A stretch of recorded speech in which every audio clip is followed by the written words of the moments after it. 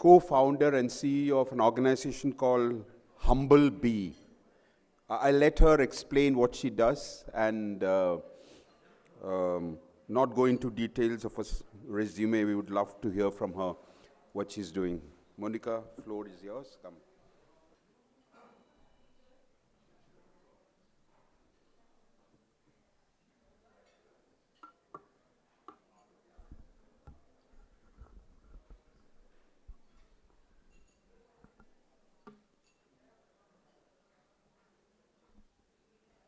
All right, thank you so much everyone for joining. Since morning we have heard from policymakers and practitioners, Gen Zs and millennials and geriatric millennials. Now it's time to hear from the beekeepers. Thank you so much, Shri and MR, for this opportunity.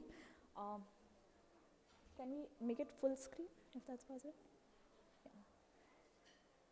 Sure, so we are building Humble Bee out of India. The mission or the vision is to create a golden revolution.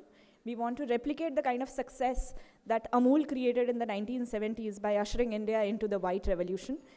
By golden revolution, I am referring to honey and the value chain of honey and hive products.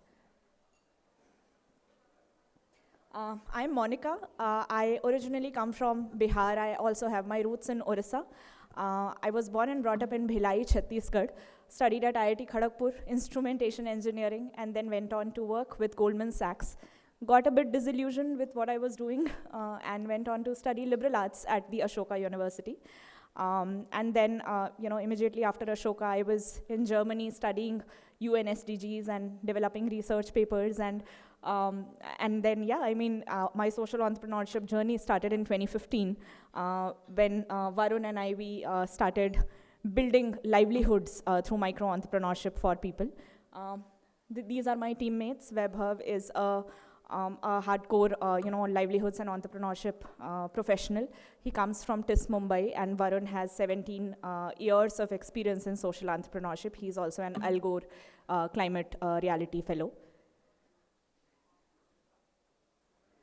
Now, I think most of us know that bees sustain the life on planet. Bees pollinate 2/3 of the world's crop that we humans consume. This ranges from apples to avocados, from pulses to oil seeds, from coriander to cardamom, from mustard to sunflower, right? And Mr. Einstein had said that if bees vanish from the face of the earth, the mankind will perish within 4 years, and this is largely true. If bees perish, the entire ecosystem will collapse, crop yields will plummet, local biodiversity will diminish, this will lead to food insecurity, and the climate change will accelerate from there.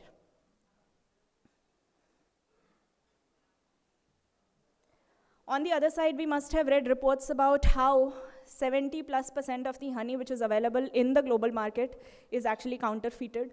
It's adulterated with inverted sugar syrup, agave nectar, and whatnot. In fact, after milk and olive oil, honey is the third most adulterated product on earth. Now, consuming adulterated honey has got its own health hazards. When you consume additives, when you consume antibiotics added to honey, heavy metals which it is contaminated with, it defeats the purpose, for which you have been consuming honey.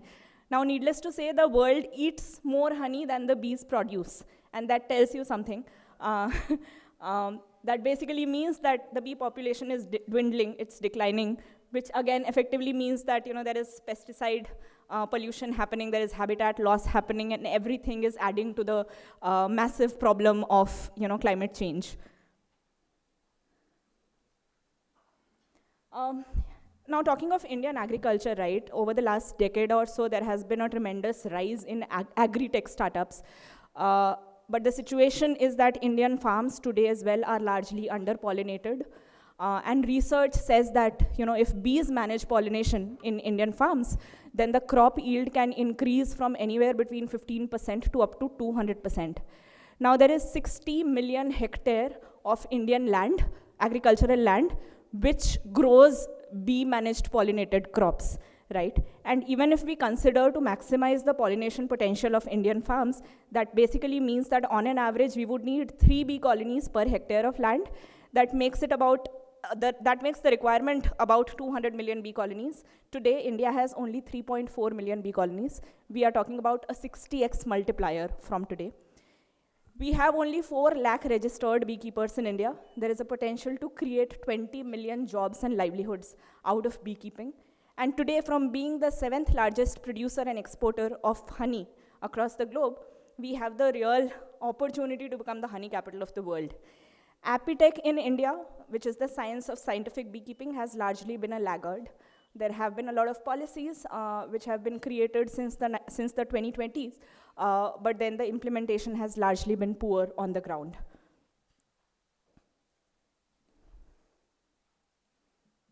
So I'm going to be talking about 4 crises that our Indian beekeepers are struggling with. The first one is lack of scientific temper or scientific capacity when it comes to beekeeping. There are very few, very small scale and very fragmented beekeepers. The beekeeping curriculum or the training is largely scarce in India. The trainers are themselves inadequately equipped to be able to train the beekeepers. The support structure, mostly beekeepers are found in very deeper pockets of rural and tribal India, where the support structure in terms of troubleshooting or advisory is largely missing. Now, what we don't know of is what is scientific beekeeping exactly. So on the left, the kind of bee boxes or the hives that you are seeing are from Europe. As you can see, these are multi-chambered. The bottom box is called the brood, and the top boxes are called supers. This is a common practice in Europe. If you look at India, Indian beekeepers do beekeeping with just one box, which is the brood box. And I'll tell you why this is relevant in our context. So a bee box is composed of these many elements. Now every bee that is a part of the colony, there are about 50,000 bees in one box in one colony, and every bee is the child of the queen bee of the colony, right? In the brood chamber, the queen bee lays eggs. And a queen bee lays about 3,000 eggs a day. That's her job. That's her only job, right? Now, when you look at the composition of the frames, there are frames in each of the top and the bottom chamber. In double-chambered beehives, there is a queen excluder, which is placed between the top and the bottom chamber, which prohibits the queen from entering the top chamber, which essentially means that there cannot be egg laying happening in the super chamber, the top chamber, right? And bees, the priority of the bees is to feed the larva. So their natural instinct is to collect nectar and deposit in the first chamber, which is the brood chamber, and keep feeding the larva. Any surplus honey that they produce, they crawl up, and then they deposit in that upper chamber, right? Now this is how a frame of a beehive looks like. You can see that there are certain capped brood, there is larva, there is pollen deposited, right? Now on the right, you see a picture where there are worker bees, and then there is a large queen bee. I'll talk about the relevance of the sizes of these bees in a bit. Now this is how the frame of a hive, the super chamber of the hive looks like. So bees are really smart. When they go and deposit nectar in the top chamber, they also fan their wings, so the water evaporates, and then they release beeswax with which they seal the combs, right? It essentially means that if you extract honey from the top chamber of the box, it will have moisture content between 15 and 20%. But then, in 99% of the cases, Indian beekeepers extract honey from the bottom chamber, which is just plain water, nectar, right, which is meant for bees to feed the larva. And a lot of larvae and eggs get killed in the process of extraction itself. Now, you must be wondering what the large brands are doing. So, what they are doing is that they have a consortium of small-scale beekeepers. All of them extract honey from the brood chamber. That's not really honey, that's about 45% water. And then since they blend all the honey coming from different places, they have to pasteurize it to reduce the moisture content in order for the honey to survive longer, right? So as part of pasteurization, this liquid is heated to up to 60 degrees Celsius. And when you heat this liquid to 60 degrees Celsius, it loses all its enzymatic properties. It just becomes sugar, right? And that's what big brands are doing. Ideally, we must be fostering consumption of real ethical honey, which does not kill larvae, because when you kill larvae, you are essentially destroying the strength of the colony, right? This is what real honey looks like, if you look at the top right. This is the honey which has been extracted from the same chamber at the same time. It's just that the first jar that you see has been kept in a refrigerator, so it became creamy, white in color, and the last jar has been kept at room temperature, so it still retains its golden brown texture, right? So if you see, crystallization happening in honey, please understand that that's a hallmark of purity, right? It's not sugar that is getting deposited.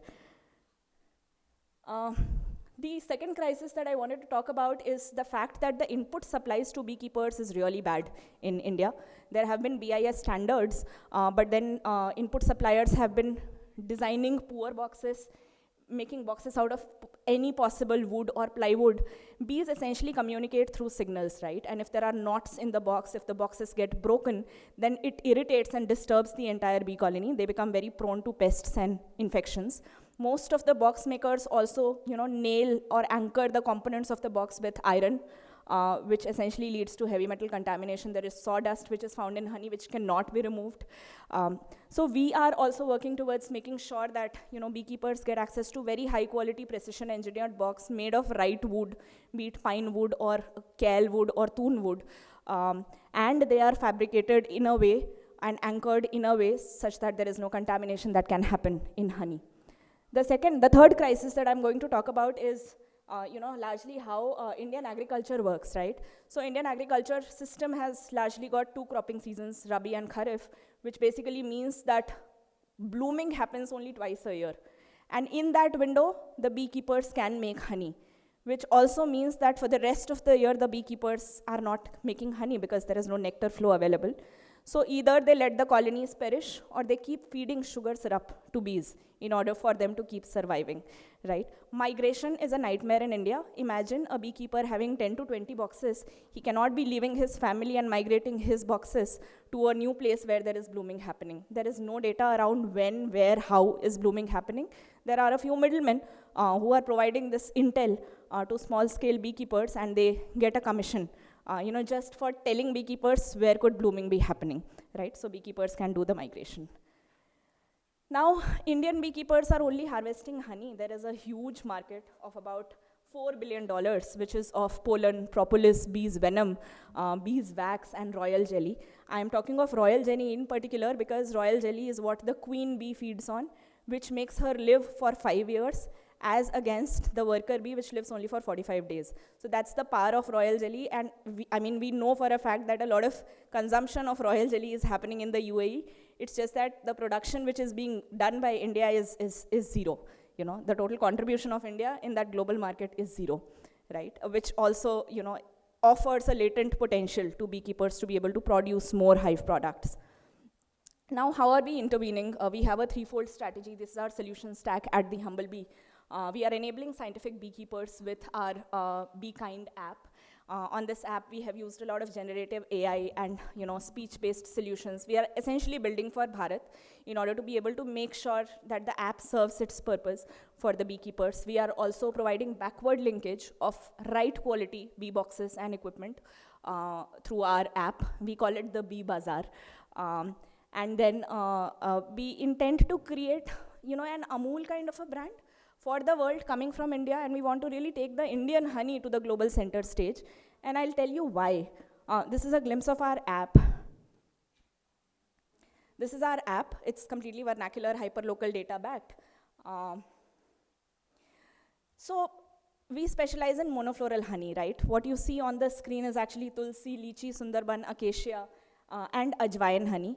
This essentially means that bee boxes have been placed in vast expanse of land on which tulsi has been grown, right? And bees have geosensors tagged to them, so they can only fly up to 1.5 kilometer radius of where their hive is, right? So if the extraction is being done from boxes which are kept in tulsi field, we can be sure that 95% of the nectar that has been collected has come from tulsi flowers. And needless to say, the health benefits of tulsi or the phytoactive compounds which are there in that particular plant also get transferred to the honey. So this is naturally infused honey, it's not that we have artificially mixed an essence or flavor into the honey. And what is the most important thing is that we are the only ones in India who are making beekeepers harvest from the super chamber, right? And we can say that with utmost conviction, that even brands who are calling themselves raw, unadulterated, unfiltered, etc., they are all harvesting from the brood chamber, and Yeah, that's the sad reality of Indian beekeeping.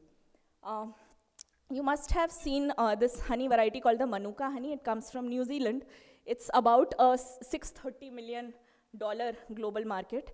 New Zealanders have done a tremendous job in positioning, Manuka honey for its health properties. They talk of a compound called MGO, and they have put in years of research in order to be able to say to the world that, their honey is the best. There has not been enough research done on our tulsi honey, on our ashwagandha honey, carom honey, turmeric honey, saffron honey. All of these have phytoactive compounds. It's just that the world doesn't know about them. Manuka honey in the global market is sold at about 25 USD per kg, whereas Indian honey is exported at 2.5 USD per kg.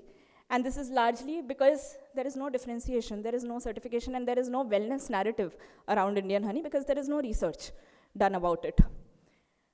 This is very quickly how beekeeping is so tightly connected with climate change, right? With sustainable beekeeping, we can have healthier and stronger bee colonies, more bee colonies, which will increase bee-managed pollination in Indian agriculture. With that, we can have increased crop yields, improved biodiversity, all of which will be feeding to climate resilience. So this is the humble bee for you. I like to say that, let's embrace the buzz, let's embrace authenticity, let's join the humble bee movement. There are a few things that, we can do as a community in order to be able to position India as the honey capital of the world. The first thing is, let's educate ourselves of how beekeeping is done, how, what is honey exactly, what is this miraculous liquid that bees make. The second thing is, consume raw honey every day in the morning because, most of us don't. India's per capita consumption of honey is only 50 gram. Compare that to Europe, Germany and Japan, it's about 2 kilogram, right? So we are not consuming honey enough in different shapes and forms. Help us, export honey, to Indian honey, monofloral honey to different parts of the world. Let's position Indian honey at the global center stage. Invest in us, in support small-scale beekeepers in as many different ways as possible. Help us build the right kind of products, for beekeepers, be it when it comes to, migratory route planning, optimization, figuring out the blooming pattern through satellite imagery, right? Building traceability solution for honey. None of that work has happened, right? There is a huge scope to actually make a dent here, and we would really appreciate all the help that we can get. We also have got a few varieties of Indian monofloral honey. So in case, over the coffee break, if any of you would be interested in tasting and guessing, which plant does it come from, please do visit us. Thank you so much.